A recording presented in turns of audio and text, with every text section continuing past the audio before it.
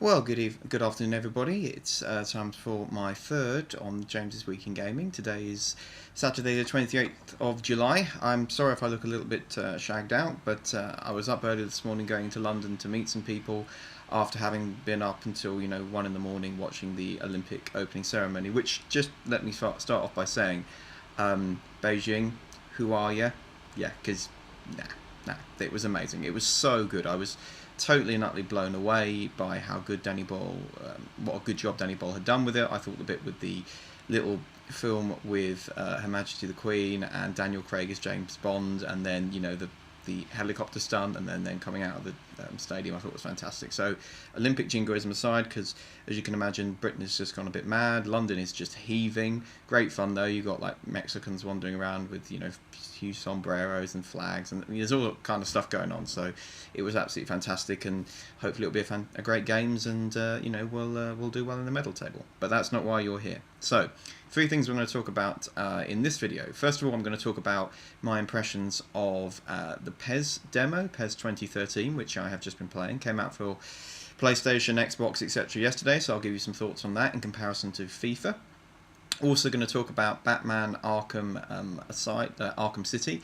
Not a full review because I haven't finished it, just my impressions. And then finally, I'm also going to just focus on some other issues in gaming, some of the other upcoming sort of things, and things that...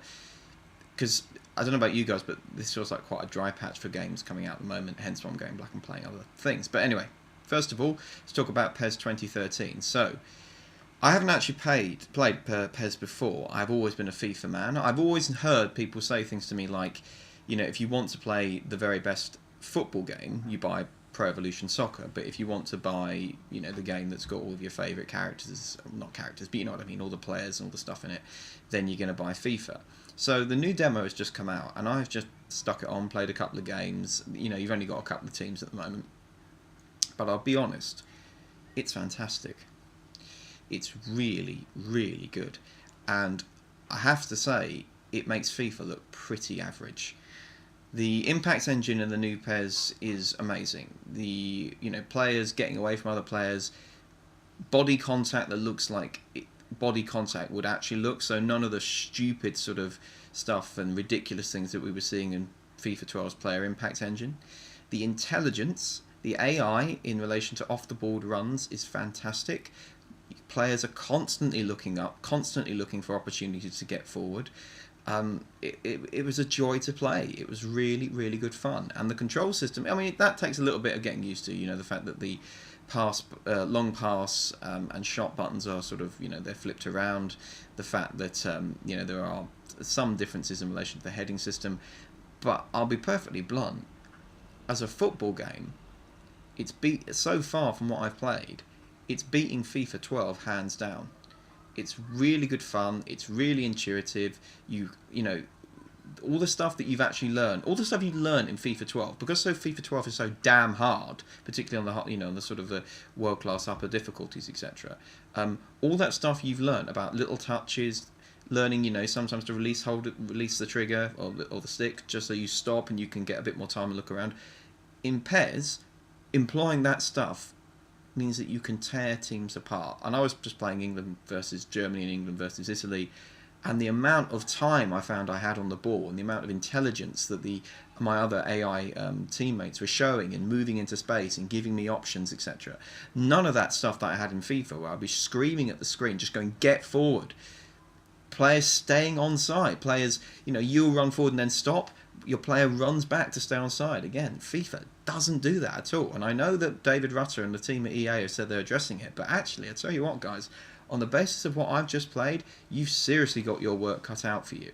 Because this game won't have all of the, razzmatazz, it won't have all of the proper sponsorship, all the stadium names. The commentary's probably going to be a bit crap. But just in terms of pure football game mechanics, PES 2013 looks absolutely brilliant, and I'm going to be very interested to see what reviews come out when it comes to what I decide to buy. I've never bought a PES game before, but on the basis of what I've just played, and it's a demo, there are kinks in it, and etc. I was scoring some of the most realistic looking goals I've ever scored, and that's actually very important. It looked like you would imagine it would look if you were sitting in the stadium watching on. I don't ever think FIFA 13, FIFA 12 ever got to that. So, we'll have to see what it's like in FIFA 13. But so far, PES 13, big thumbs up. So I'd encourage all of you to go out on the Xbox, on the PS3. It's a free demo, obviously. Get it, download it, see what you think. You may absolutely loathe it. It'll take.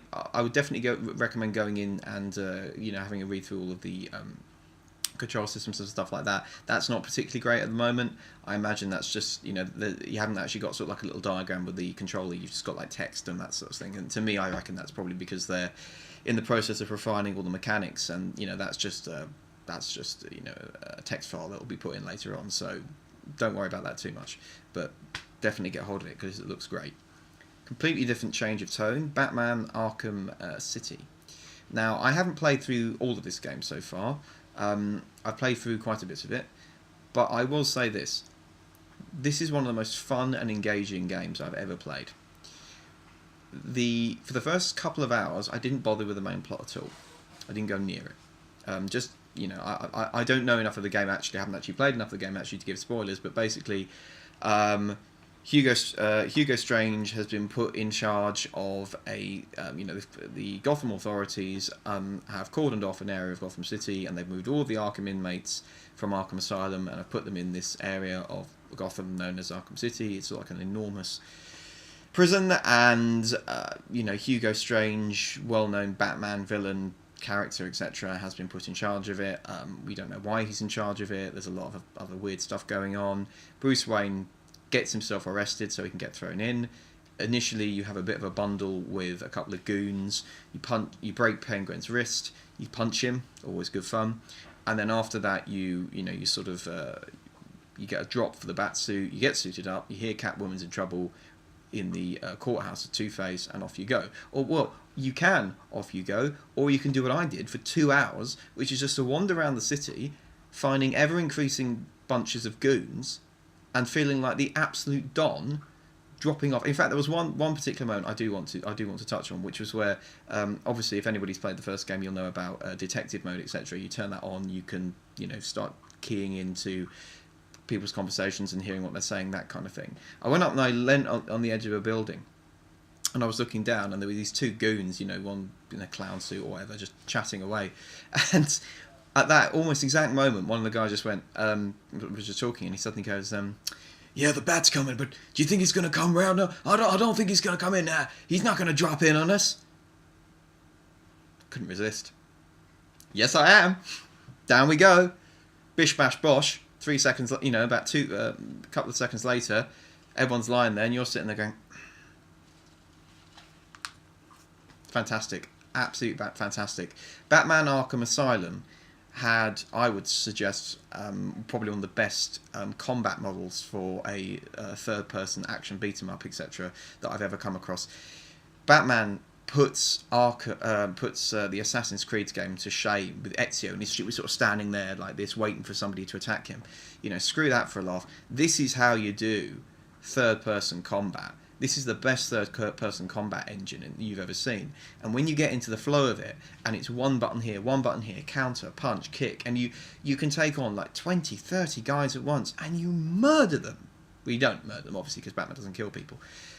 But it was amazing. And the other thing I love is the fact that you get in, and not all of them, obviously there are going to be some new abilities, but your basic abilities that you had in Batman Arkham Asylum are all there. You've got the Gatling gun, you've got the Batarang, you've got the explosive gel, you've got all that kind of stuff, so you can just go in and just start having fun. And do what I did for 3 hours, which is to run around, find side missions, attempt a couple of the Riddler challenges. Again, if you played Arkham Asylum, you'll know that there are lots of Riddler challenges around. They're harder this time. And also I scoped out a couple of side missions involving people like I won't say actually. I won't say who I scoped out, but there are lots of side missions and there's some good stuff in there. If you hear a phone ringing, answer it, because there's some good. You can have some good fun there. But yeah, so far I am loving it, and I think that with the emergence of the film The Dark Knight Rises, I'm going to do a review of that as well at some point, which I saw recently. Batman is just back to being where he always should have been, which was at the absolute pinnacle of video game and film entertainment as a really tough character. And I cannot emphasize enough how having Kevin Conroy and Mark Hamill and all the cast of the 1982 animated series, which I loved and still think actually is probably one of the best representations of the Dark Knight that you will ever see. Having them doing the voices just makes you feel like you're 7 years old again. You're turning it on. It's a Saturday morning. You're watching what would in the UK have been Live and Kicking or something like that, and the Dark Knight comes on. The Batman animated series with the Phantasm and with the Joker and with Mr. Freeze and all that kind of stuff, and you're immediately back in that world. But this time, you're not just watching it. You are the Batman, and the thing that this game is doing, which to the credit of Rocksteady Studios, and Hammersmith, another London team, fantastic guys. To their credit, what they have done is to create a game where you feel like Batman, and you are Batman, and and that is the thing that for me nails this game as a 9 out of 10, 10 out of 10. Like in a recent video I was saying I've played Uncharted 3. This is so much better than Uncharted 3. This is the best third-person action game on PS3, without a shadow of a doubt. This is an exceptional game. Go out and buy it if you haven't already bought it. Get it brand new, because if you don't, you may have to pay extra to unlock the Catwoman DLC and all that kind of stuff. That's really good fun as well. She's brilliant. I think there's some Robin DLC as well, and there's other stuff you can get hold of and download, which I'm going to get once I've finished the main plot. But this is an exceptional game. A real trailblazer for British video game design. And the other point I would just make on Batman in general is I think a lot of people should be very thankful to the United Kingdom, because with Christopher Nolan at the helm of the Dark Knight trilogy and Rocksteady in charge of this, the Brits have given Batman back to the world in a way that I think we can all be proud of. Final thing I was going to touch on was the complete lack of decent games coming out today. There's nothing. I don't know if you guys are, whether you may be America, Japan, UK, whatever, looking around at the charts, there's very little out. I mean, the Spec Ops The Line, which is just another shooter, etc., so I'm not particularly interested in it. Looking forward perhaps to Dishonored. That does look pretty interesting. The idea of possessing a fish swimming up a Jane pipe, coming out, possessing a guy, jumping out a window, committing suicide, and possessing another guy, and then walking off. That all looks pretty much... That looks like a good version of the Assassin series, dare I say it. That looks like what Assassin's Creed could be. But there's nothing kind of coming out at the moment. There's no megaton releases. I mean, the only thing that might possibly be on the horizon is GTA 5. Now, I've been listening to a couple of podcasts of various video game mags and journos, etc. And there's a rumour going around that, given the fact that there's nothing coming out, that if Rockstar said, "Oh yeah, GTA 5 is coming out in 3 weeks, please buy it," I mean, GTA 5, we don't need marketing for GTA 5. We are all going to buy that game in our droves. It is going to be another billion-dollar game, and I reckon, and I haven't seen the figures for this, I reckon that GTAs, when they come out, it'll eclipse Call of Duty, it'll eclipse any kind of game like that. It will be the biggest game ever, I would suggest, actually, when it finally comes out. So I reckon in the next couple of weeks we will probably see a new trailer for GTA 5, because E3's gone, it's died down, nobody's releasing anything. Rockstar are very good on seizing the initiative and getting all the coverage for themselves. Max Payne's come out, has done reasonably well. It's come to the end of its advertising cycle, I would suggest. Now is the time to target the audience for GTA 5. And frankly, Rockstar, we really want to see something, because we all want to go back to San Andreas, and I want to fly a jet plane between buildings, chasing a helicopter, bug out, land on a roof, shoot it with an RPG, jump down, knock somebody out, take his Ferrari, and drive off into the sunset. And I want you to make it happen. Okay, thanks for watching, guys. Thanks for those extra subscribers I've had in the last couple of weeks. It's nice to know people are actually watching and enjoying what I'm doing. Yeah, any questions, any comments, always feel free to leave below, and I will see you all soon.